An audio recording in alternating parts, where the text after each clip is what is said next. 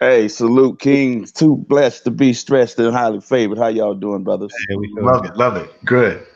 Absolutely. Hey, it's an honor to speak to you. Fred just keep blessing not just me, man. He just keep blessing us overall, man, with great black men just constantly coming through the barbershop, man. It's hey man, it's an honor. It's an honor. I appreciate that, man. And you know what? He does it more for us as well because I think I hit Fred too. He had a sister on who was like a Los Angeles. I think she was like a lieutenant or something like that. Yeah. Uh-huh. Yeah, That yeah. was that was a great, powerful episode. I was listening to her, and she was dropping some mad knowledge on Yeah. there. I was like, and that was in the throes of when we were in the struggle here this Right. past summer. Right. Right, That was good right. stuff. So I mean, I don't think you get enough credit for being well rounded. Your program is not only promoting the sport, but uplifting our race as Mm. well and giving us education. And to Sure. me, I think that's the beauty of it, man, because to me, and I had to reach out to you like, yo, that was good stuff, Yeah. man. Uh-huh. You did. Thank you. Absolutely.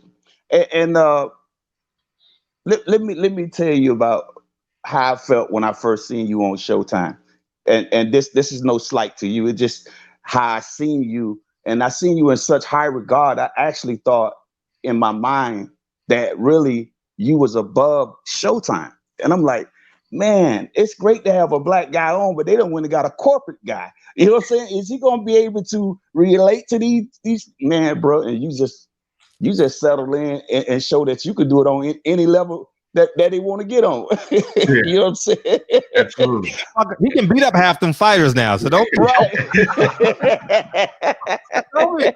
I told Brian, if you got to fight with me, I got to bring a gun. Like I ain't messing with you, man. No, man. Yeah, man. And so that goes right with what he was saying, that he love a good suit and some nice watches, right? I just see him as this brilliant minded black man on that corporate level. You understand what I'm saying? So Yeah. I just thought that he was above Showtime. I don't I know, love it. man. I love it. I love it. Now, listen, man. I'm just a regular guy. I mean, I understand where I've come from. I was born and bred in Columbus, Ohio.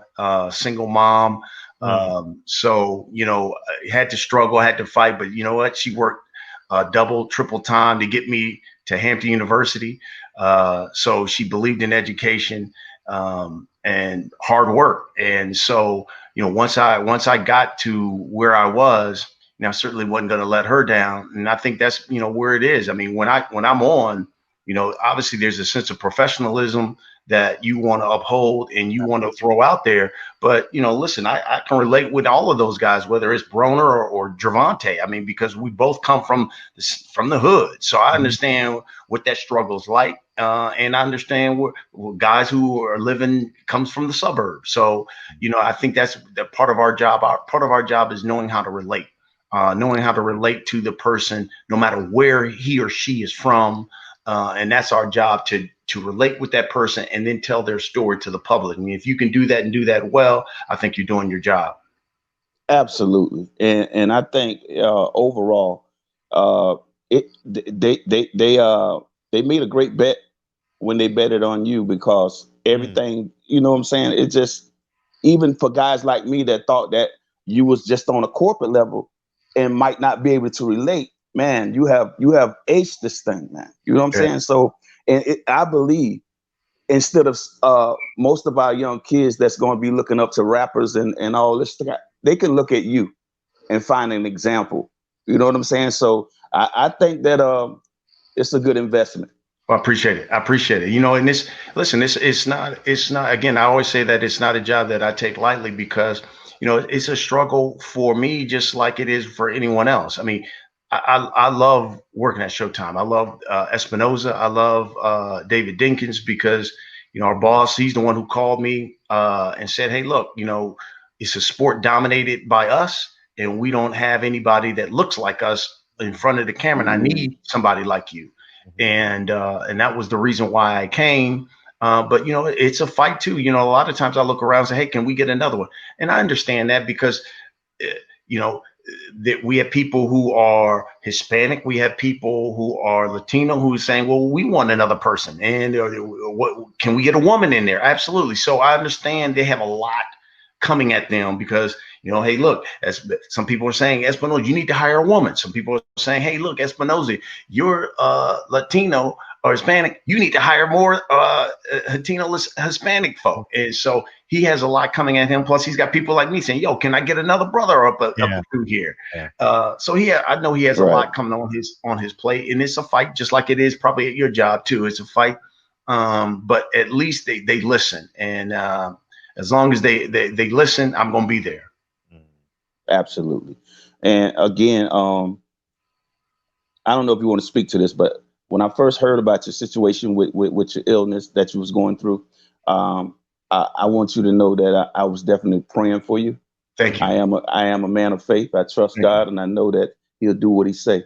You know what I'm saying? And I just want you to speak on and let us know just how good God has been. You know what I'm saying? Through this trial and tribulation that you had absolutely. to go through. And you know, hopefully all the brothers who are listening here, if any of y'all are 40 years old and older, you make sure you get a PSA test when you go get your physical. It certainly can save your life. It saved mine. And you know, listen, the great thing about it is I had my checkup about a month ago, and it was non-detectable, so which was great.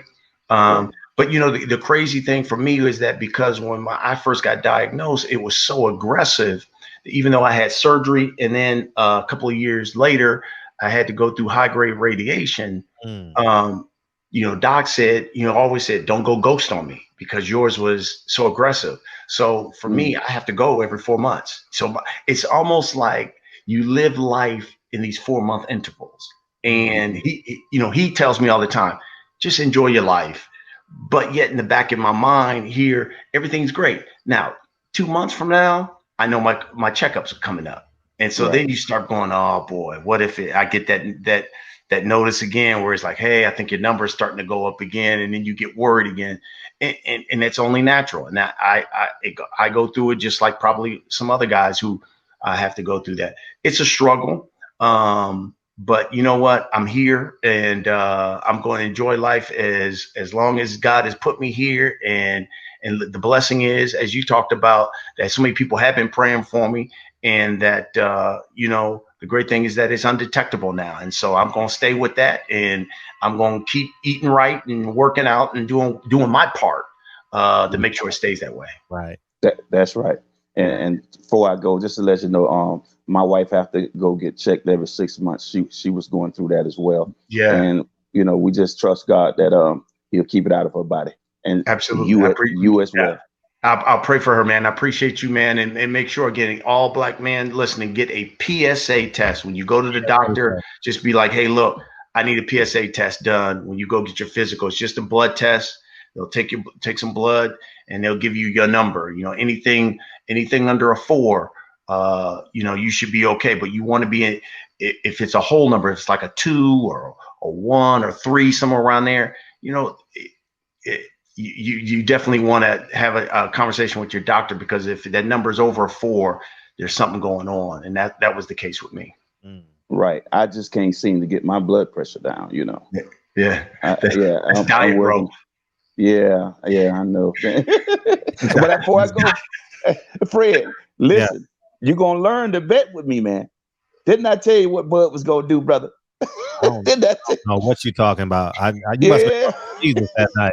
Yeah, because every night between 9 and 11, Satan's here. You know what I mean? Yeah, man. I still got Bud as number 1 pound for pound. How about you, Brian? Before I go, I think. Listen, he's phenomenal talent. You know, I'm more of I think Errol, the unified champs. I would have Errol above him, a notch above him. But let me tell you something. There's no one who's gonna get me to talk bad about Bud Crawford, because that dude. Right. Right. Okay, man. Hey, I don't want to hog up the time, man. I love y'all, man. Talk to you later. Appreciate it. Yes, sir. All right. I got you next, champion. We got to call 636.